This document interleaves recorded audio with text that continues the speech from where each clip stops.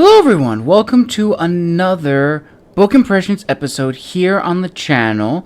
I am your host, Gabriel Garcia, otherwise known as the Wandering Quill and the Wandering Scribe. Now today's episode will also be another double feature. I'll be reviewing a prequel novella and the main novel. Now this series comes courtesy of indie author Gregory Amato, who has written a Norse Viking series which combines fantasy, mythology, little bit of history, and elements of Norse culture. Now, the first book we will be reviewing is Trollsbane, a Spear of the Gods story, which is a novella. And in case you're wondering, both these books are ebooks, so I'll be reading them on my laptop right in front of me. So that is why you will see my head turn from side to side every now and then. So the first book, the prequel, Trollsbane, goes as follows. The land spirits are panicking.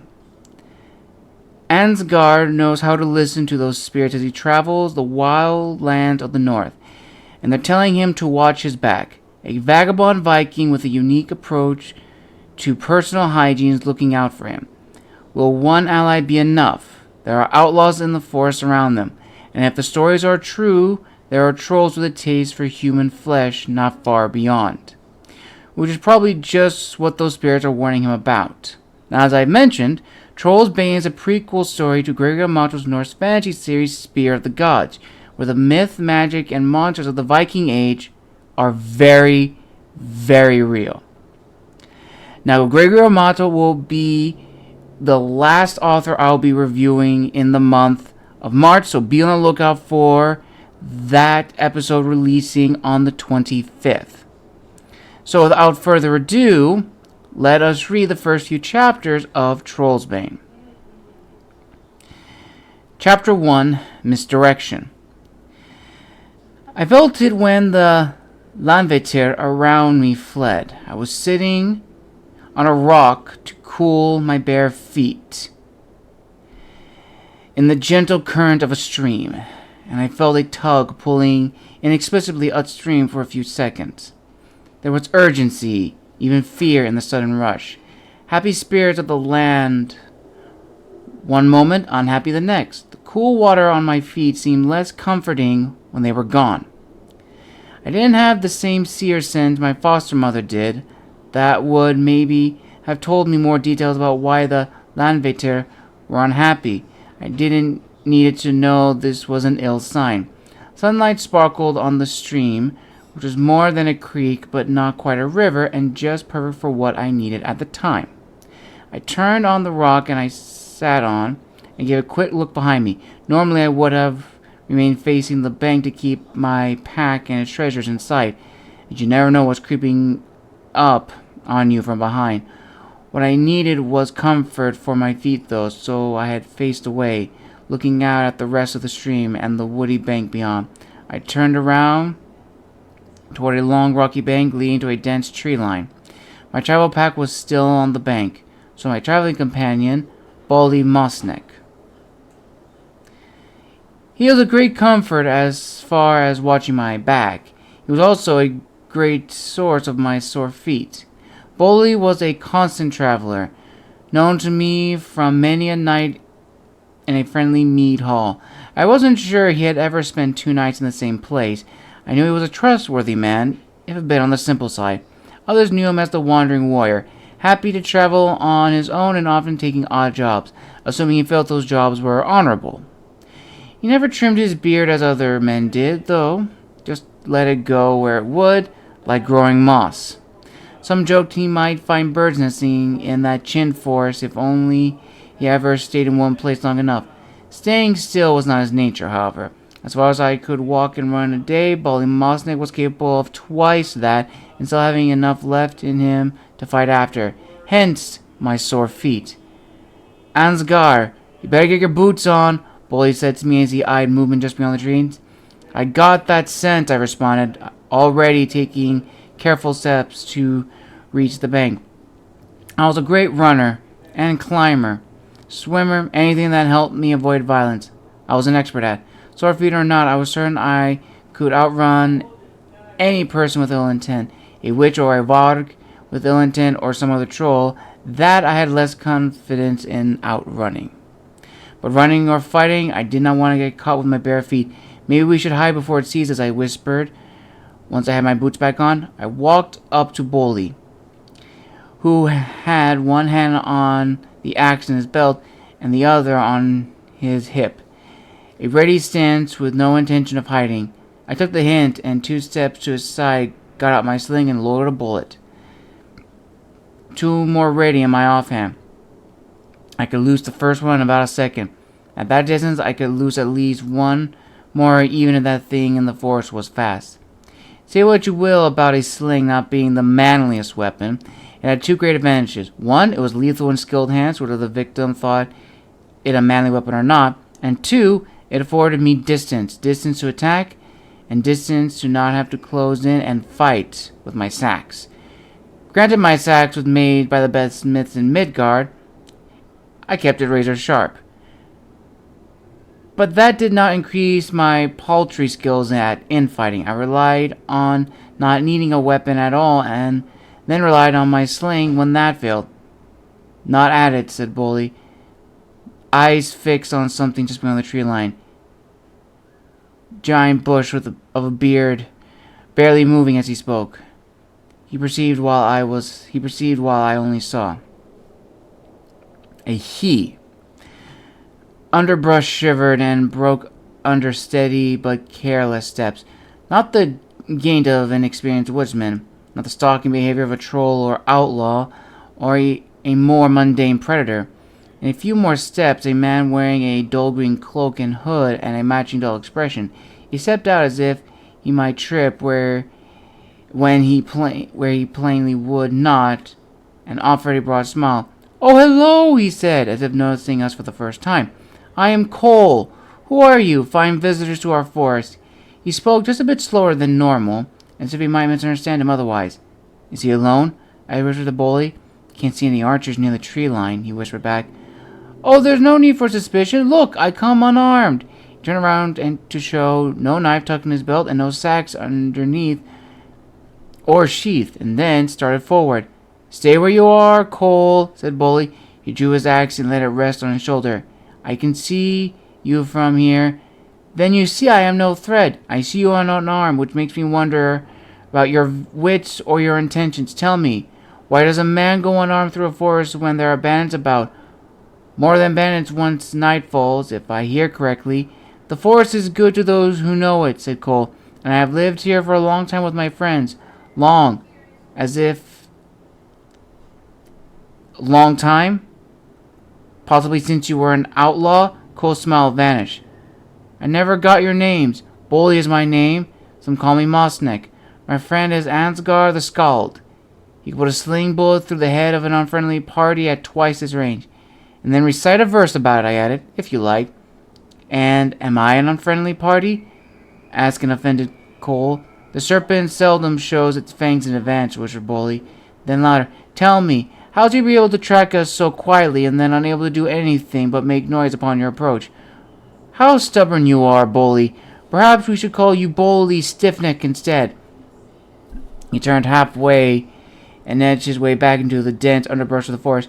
"I think our business is concluded. You can certainly come find us if you try, Bolly Mossneck, but I think you might be wiser to keep going the way you were going before." He was gone from the view in a few steps. I breathed out, realizing I had just been holding my breath. A good way to lose a fight before it even begins. So I was doubtly relieved. "That was strange," I said. "What do you think he wanted?" "Nothing good," he said. "Not quite right about him. Not concerned about his safety with strangers means he has others nearby, even if not in sight." "Why not in sight, though?" I asked. "If they were going to attack us, wouldn't they need to at least see us?" Bolly's head swiveled one way or another. "Not toward the trees or the underbrush, though. Toward the stream bank." "Your pack is gone," he said. Chapter 2. Trollish Happenings. He was a distraction, I asked? My fists were clenched in rage at my own stupidity. How could I have taken my eyes off my travel pack when it was the best thing a thief could steal? A very successful distraction, said Bully, and now his last words are much clearer. He was not interested in doing us any harm to get your goods, but he will do us harm if we pursue them. I put my hands in my head and groaned. This was worse than being beaten up. At least if I had been beaten up, I would have an excuse for losing my axe. I had to get it back, I said. Halston's axe is in that pack. It was my job to deliver to the customer, and now it's stolen. I can't go back and tell him that. A special weapon? Extremely. The design of on the axe was beautiful. A dragon coiled in on itself on each side, inlaid in silver. The handle was carved and curved for design and easy handling. It was one of Halstein's finest pieces. Why speak of it in the past tense, then?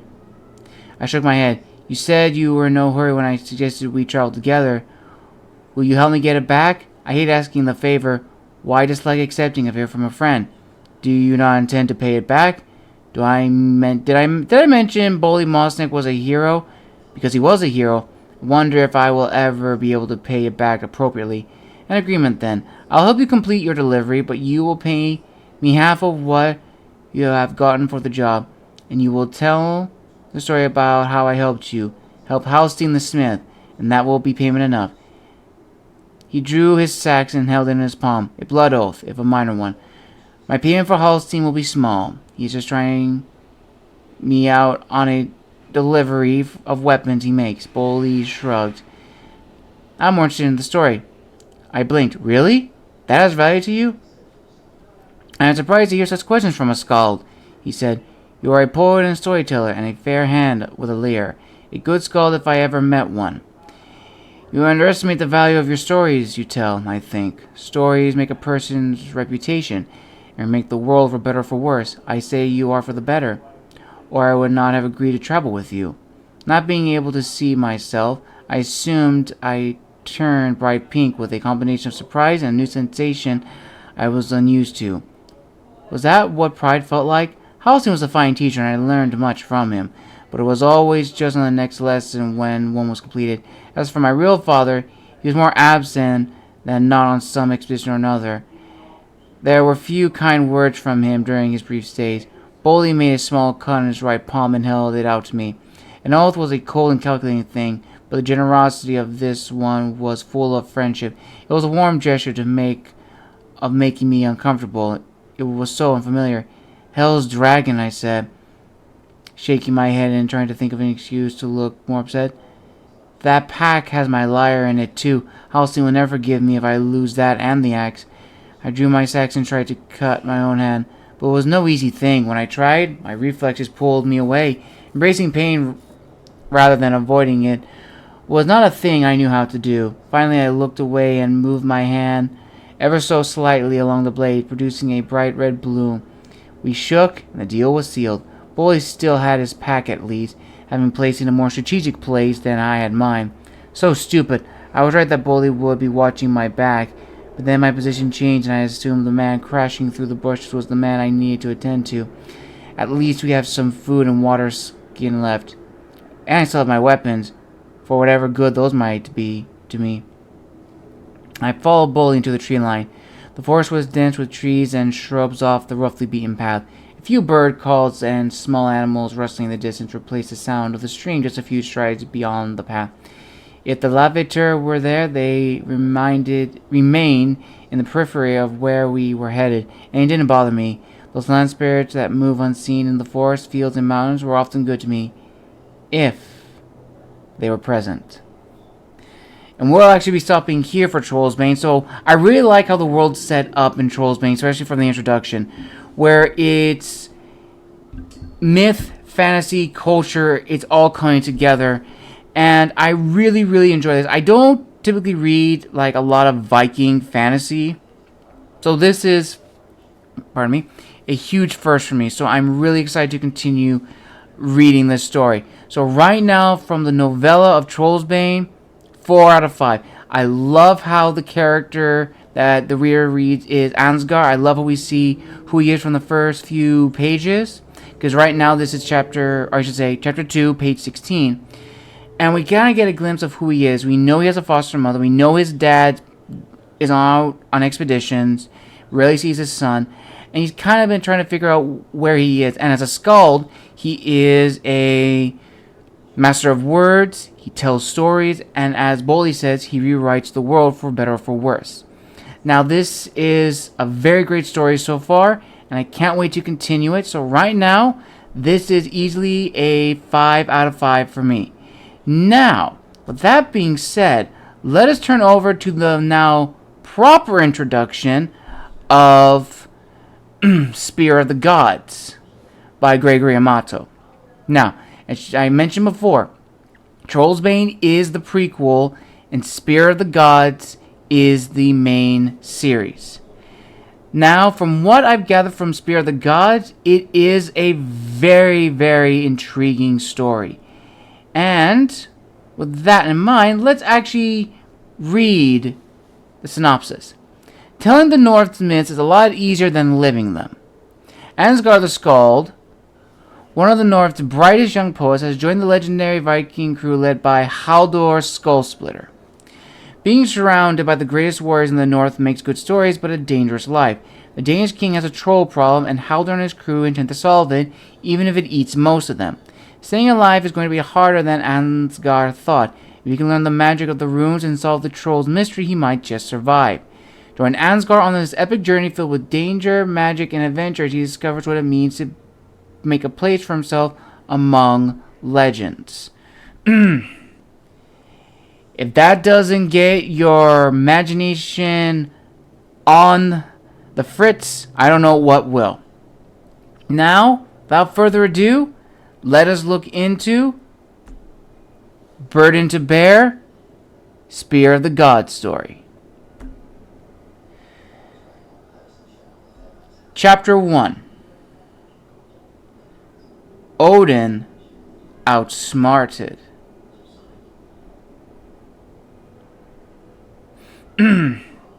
Oh, and one thing I forgot to mention, the maps in Burden of the Bear are really, really nice. I really do appreciate the world that Gregory Amato has created.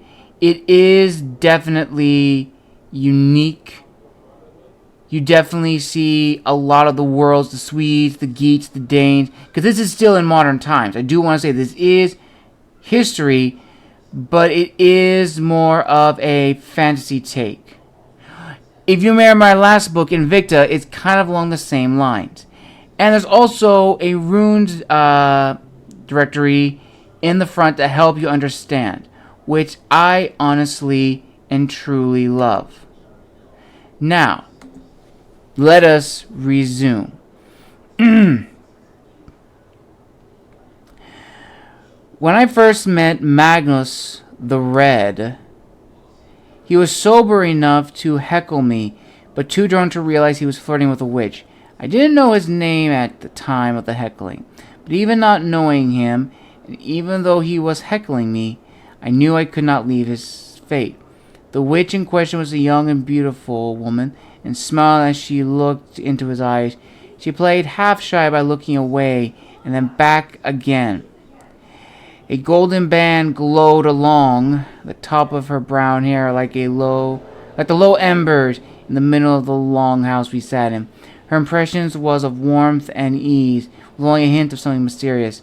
Warmth and ease were what we all wanted in Silfast's longhouse. A hot meal, some good ale, stories and music in the low firelight while we kept the dark and cold of night at bay. Silfast was a generous host, so the stew had been good and the ale even better.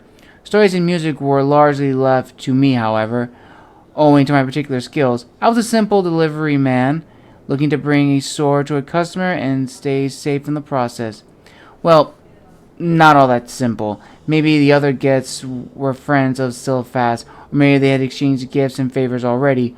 Warmth and ease for us all, as well as safety. I welcome to stay as long as I performed, and perform I did. Others could play the lyre a little, and some had a few good stories to tell, but I knew the best stories, those of heroes and monsters, and such entertainment was always welcome. Monsters in the hall was not something I could stay comfortable with. Even wearing a necklace of protection from my foster mother, I wasn't sure how it protected me. Maybe my skin could resist the bite of the blade, or enemies would be less likely to notice me. She never elaborated on it. She had elaborated on ideas like looks are no marks of character, however. This witch didn't look like a monster, of course. The worst ones never do. Unless you knew how to find the truth in details. And while she was smiling, keeping Magnus' attention toward her face, I could see her hands were far older than the rest.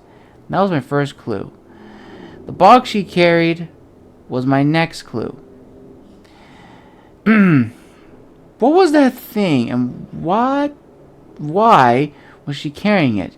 Just a box the size of a pair of shoes and carved out of an old ash tree. Maybe it depended on whose shoes, so the part about size was relative. I knew my wood, though, and ash it was, clean but marked by the holdings of many hands through the years, perhaps passed down from a relative that the woman had never known of. This was not an unusual thing carried by the traveling merchants. The mercenaries or yawlers passing through Stilfat's longhouse. Ancient bony hands grasped that box and held it like a dragon clawing at its hoard. The hands were the clue, and there had to be a reason they gripped the box so tight. She was a full head taller than Magnus, a fact made obvious by his awkward reaching around her shoulder. Magnus was not a tall man, and must have been used to things being out of his reach. When the woman didn't shy away, he grinned and drank more ale and listened as she whispered into his ear. A spell to muddle his senses, no doubt. No doubt. As if the ale was not hard work doing the same thing already. One bony hand moved from the box to the silver arming Magnus wore with a caress that sent shivers down my spine. Shaped into two outward-facing axes, the arm rings shine dull as she stroked it. Magnus looked only a little older than me, and I was just 20 winters then. Battle scars decorated his face and arms, mark of a warrior's life. Perhaps he was a mercenary, I thought at the time, or perhaps he was of higher status. It could be some lord's champion was purring like a kitten under that spell. Without the bright light of day, it would be a tricky thing to discern what is really there and what your mind makes up for you to see. There is a kind of clarity when I get it while trying to perform, the poetry of it cutting through whatever mist muddles my senses. I had a little of that feeling as I told my story and strummed my lyre, and my vision became sharper. I couldn't cut that witch's glamour down to my poetry, but I could see those hands. The poetry of the story came to a head, and I improvised the tune of my lyre. It forced her attention away from Magnus just for a moment, and I saw her grimace. Then I mentioned I was good. I was good, and the story I told about Odin both up to some trickery and himself being tricked was among my favorites. I intrigued and magic, hospitality and violence. That was part of the story, at least. The bit about Odin bookend a long poetic telling of the gods and other fantastic beings in the world. I was, still am, I suppose, a skald. And was a skald other than the lore's ledger, truth triumphs, the history's hero? If I or someone like me didn't put into verse, it probably never happened. We told stories of gods and heroes at night, over warm cups of ale, as long as there was an audience. There's a power there in the poems that preserve memories of lives and deeds and ideas. There's a power in the poetic styles themselves too, if you know how to use them. Maybe not as much power as sorcerers like this witch had, and sorcerers can smell you trying to sniff them out. The grimace was a fleeting thing. When she looked up, that woman shot me a look like a Valkyrie, thinking how my entrails would make nice thread for weaving. Imagine having all that smoke on a huge longhouse concentrate into the space the size of a pea. Now imagine that pea from a heavy bow into your nostrils and through the back of your skull, and that's what hit me. The evil eye just about knocked me off my bench. Would have done had Bully Mossneck not been there to shove me back into place. "Oi, Ansgar," said my neck-bearded friend. "Maybe something a little more exciting next." Bully was the only man I knew to let his beard just grow. No shaving, no trimming everyone else. Everyone who didn't have invisible wispy facial hair like me. That black chin forest could have been residence of nesting birds if he ever stayed still long enough. "What?" My own voice echoed in my head. The hall and its visitors came in and out of focus. I thrust on my lair and grasped the table in front of me as my senses reeled. The hearth fire glowed like molten rock. Chatter from all sides shouted and muttered at random. Banners, armor, and idols from unknown lands spoke in language even I didn't recognize, while colors danced on the walls. "Something more exciting," whispered Bully. "The last story put still fast to sleep." I knew the man well enough to know we should have called him Bully the Drengir. The man had the cool courage and sense of fair play not all warriors possess. He didn't flaunt it either. I just knew it from how he helped me out in a bad spot one time. Hence Drengir, which was like calling him Bully the Badass, as no real badass who ever existed felt the need to advertise it. So I trusted the man and took his suggestion as a surprise, phrased as if I had done something wrong. My senses rocked slowly back into place, and I could see that something was indeed wrong. So fast, the hall's owner and my host on many occasions sat chin and fists on his high seat. I said, "That was a terrible story," shouted a drunken man. "People stand around until one falls over dead. Where's the adventure? The excitement?" All I knew at the time was that the shouting came from a short but brawny man with a fire-red beard. The curly locks framed a face not much older than mine, but worn quite a bit more. It had weathered a few fights, judging from the scar above one eye, yet whenever Magnus had seen, he was always almost smiling. Standing up and spilling ale as he waved his cup for emphasis, he continued, "Standing around and naming things. What's intimidating about that? I think the Skald had taken too much to drink with too little entertainment in return. Throw him out." That was Magnus. He would later blame the ale, and then the witch, and then eventually claim that no man can overcome both evil and magic and wit-dulling drink at the same time. I would reply that wise men are more apt than the unwise to avoid the position entirely. The blame would come much later, though. In the moment I had to win my night's hospitality or else risk my life sleeping under a tree. That part was not so uncomfortable. The issue was more with being robbed. I was carrying an important delivery, a sword for my foster father forged. Had I hidden it in the woods, perhaps I could stay there safely, but now my presence was known to everyone who had passed through the hall, and that marked me as if I had to sleep outside and unprotected. And we will actually stop here. So I really like how it sets up the world that Ansgar lives in. He knows his profession. He knows what he has to do. And it really sets the world. And this does feels like a traditional Viking world. I love how even the names sound, they would make much more, they make sense in the world. And honestly, this is turning out to be a very, very fantastic story. I love how there's a little hint of magic and mysticism from the witch. I love how the character Bully makes an appearance from Trollsbane. And I'm really excited to see where this goes next. And again, this also gets a 5 out of 5 for me. Not a lot of errors I see. The story flows very smoothly. It gets your attention. It establishes the world. And it shows you what this world is like. I mean, you know this is set in like the Scandinavian lands. But while it feels like Scandinavia, it doesn't. It has its own unique identity, which I genuinely love. So, listeners, both Trollsbane and Burn to Bear get 5 out of 5 ratings for me. I hope you enjoyed this second double feature here on the channel. Make sure to comment down below what you think of Trollsbane and Burden to Bear. And I will also link down below where to purchase both books. And make sure to send reviews, your thoughts, feedbacks to the indie author Gregory Amato. Reviews help, feedback helps, thoughts, everything. They help generate interest and discussion amongst the community. So, without further ado, I thank you all for this wonderful episode, and I will see you all next time very soon. This has been The Wandering Scribe and The Wandering Quill, signing out.